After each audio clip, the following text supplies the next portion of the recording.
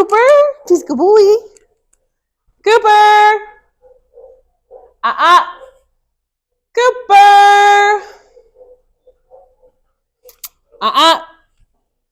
Did I drop him? Oh, I dropped him. Cooper, sit. Yes, good boy. Okay.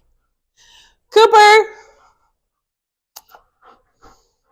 Yes, good boy. All right, so for Cooper, honestly, for both Cooper and Kai, the commands are going to be pretty similar, but we're going to have different motivations for each. So the first one that I'd like you guys to start integrating is name game.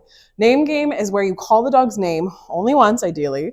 You can make some kissing noises. We can lure with treats if we need to, but they have to sit and look in front of you.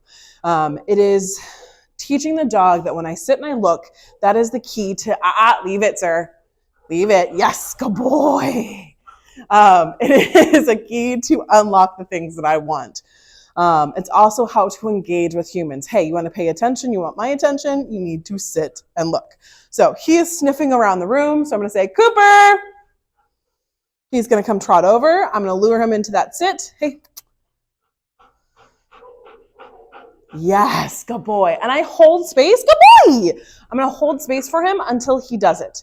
So you can see like the wheels turning of like, is it worth it? Cooper.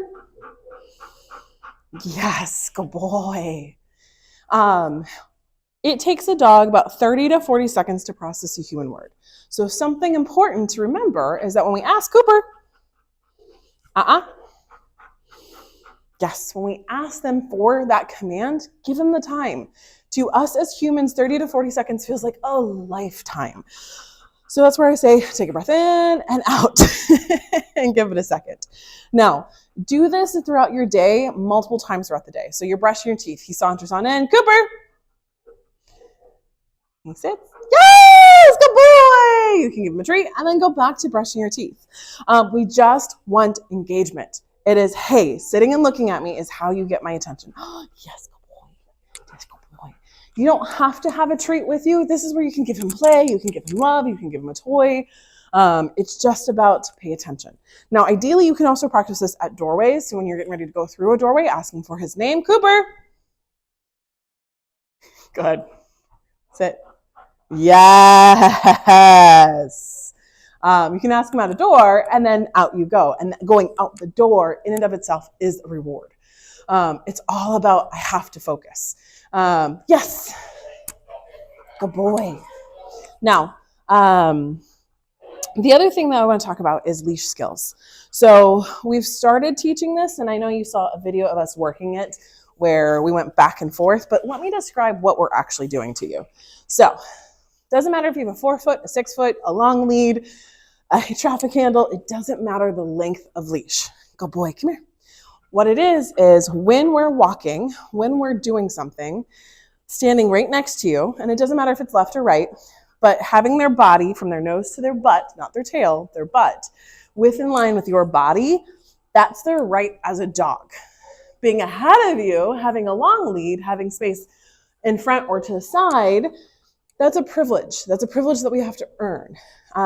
Basically what we're teaching is a modified heel. But I don't want you to be like, oh no, it's a heel, we got to do this. It's more of like, nope, we're just going for a walk. This is my expectation, let's do this.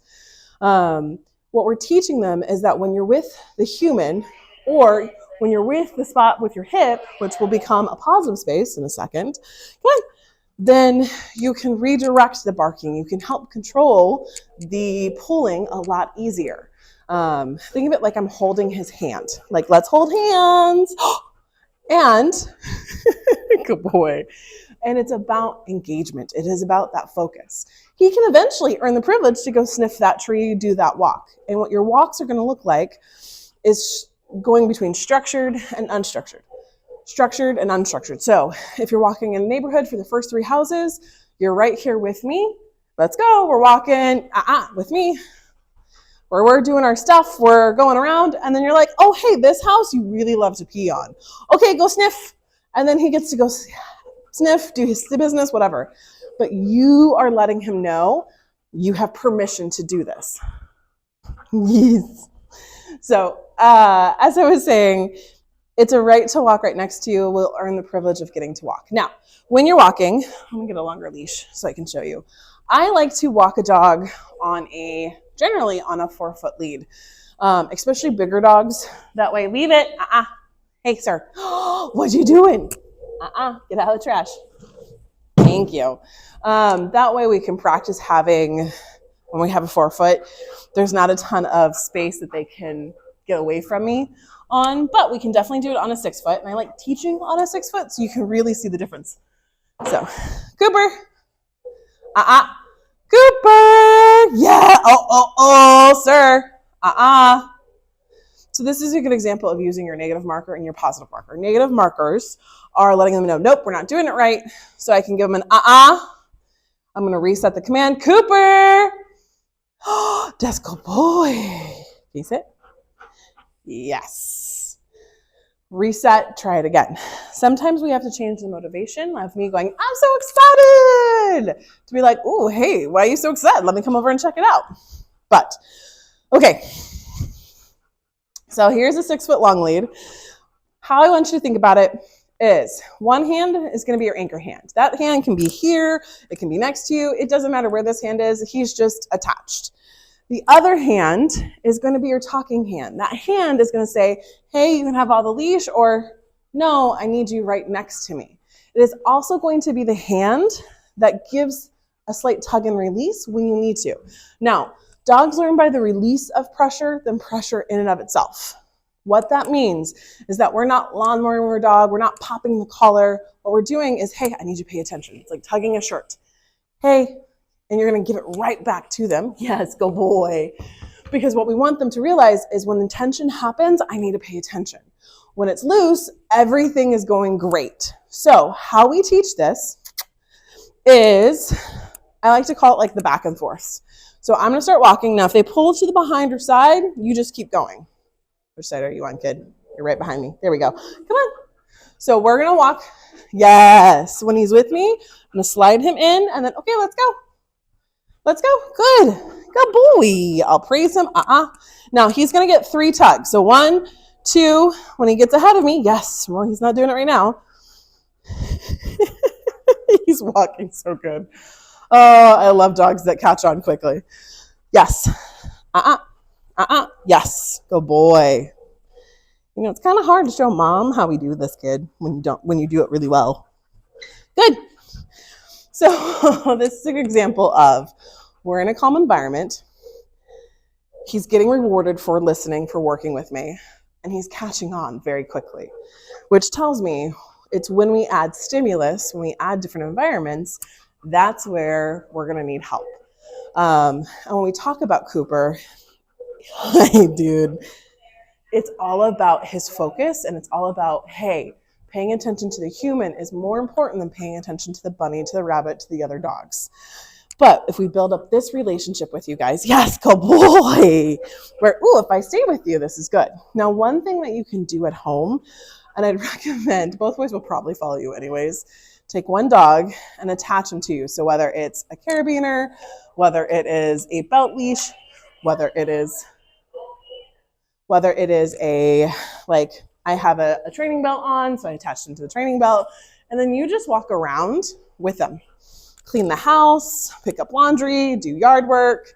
You kind of ignore that you have a dog with you, and you just go. So 1, it becomes a game for them of, ooh, where is mom or dad going?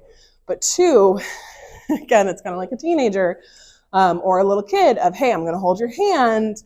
We got to focus. We've lost our privilege for free reign. What can you do? So when he's doing a ton of barking, you're like, why won't you stop? And this is something I'm going to recommend for Kai, if Kai is just antagonizing everyone, or Cooper's antagonizing everyone, hey, let's go on leash, let's pay attention. This, good boy, 20 minutes, 15, 20 minutes a day, you're going to see a noticeable shift, because normally if they already follow you around the house, that's their choice. But when we put on a leash, it's kind of like the difference between work pants and non-work pants. When I'm wearing work pants, I feel different. You're going to act different. His brain is thinking differently. So, leave it. Cooper. Yes. Can you sit? Good. So when there's a stimulus, and this is a perfect example, when there's a stimulus, so a person walked past the training room, he was like, ooh, I'm gonna bark at that. So where you can do an we'll talk about leave it next week. I want to load it a little bit more into him and understand it. So I apologize that I'm kind of jumping ahead on you on that one, but tell him and then Cooper, can you sit? Yes, good boy. As soon as he sits and comes to you, we're going to treat him. So the idea is we're going to disrupt that negative behavior and return it to a positive. We as humans focus so much on the negative that it's like, no, don't do that. And the dog's like, okay, but what am I supposed to do instead? So this is where it's, hey, come to me. Hey, I want you to sit. Hey, let's focus with this. Yes, good boy. Yes. So that you being with you is more positive, more rewarding than the dopamine hit of barking at the things. Cooper. That's it. Yes. So it's teaching him not only body mechanics, but it's also, hey, when you pay attention to me, there's better things with this. Now, he's a little bit of an adrenaline junkie in that barking. He likes it, don't you, kid? And that's going to be some of the shepherd traits, just genetics coming out of him, because he's like, hey, I'm going to tell you about it. Can you sit? Good. Now, you can, if you like some of the barking, totally okay. You can reward, like 1 or 2 barks, you don't have to do anything with. It's when it comes excessive or when your expectations are different, that's where we get to come into play of, nope, these are my expectations for you, kid. Desco boy. Yes, you got goobers. There you go. So you're going to disrupt it, ask him for that focus and reward. That's all I want you to do for this weekend. Name game and leash work. I know you walk both boys. I think you guys walk both boys. I know coming out of the facility, you walk both boys. And we'll get into walking both of them together. But for Cooper specifically, he's got to realize if I sit and I look at you like he's doing right now to me, this is, yes, this is what gets me all the good stuff. This is what gets me the praise and attention. If you notice him by the end of the weekend sitting and looking at you obnoxiously, I apologize, but that's good because he's realizing, hey, this is how we do stuff. Good boy. If he starts barking in the backyard, it's Cooper, come here. Yes, he comes, sits, reward. You can also use that negative marker of, come here. Goop. Yes, good boy. Yeah. And that's where you can praise, you can do those things. We are working on Leave It. We're working on different engagements. We're working on some play structures, but I don't feel comfortable giving those to you just yet. Because he doesn't quite still understand it, and that's okay. But these are things that I think will help you through the weekend. Let me know if you have any questions for Coop, and then I'll have Kai's video for you shortly.